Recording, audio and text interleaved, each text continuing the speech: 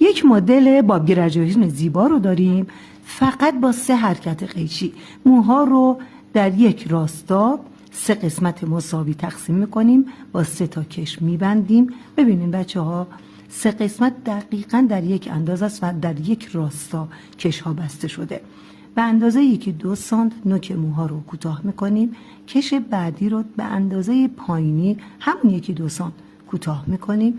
کش سوم رو هم همینطور. ببینید این مدل های تک قیچی رو بچه ها فقط ما هستیم که به این راحتی به شما آموزش میدیم. نوک موها رو با قیچی سبک سازی میکنیم، کاملا سبک میکنیم نوک موها رو، بعد کش ها رو دونه دونه باز میکنیم.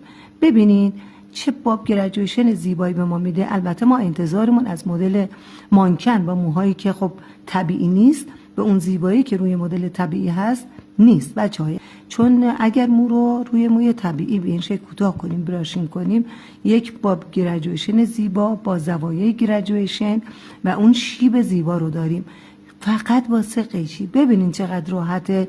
توی کلاس های ما شرکت کنید و تمام این آموزش ها رو به راحتی میتونید یاد بگیرید. نگاه کنین شیب دست رو، واقعا زیباست، ساده، زیبا و اصولی.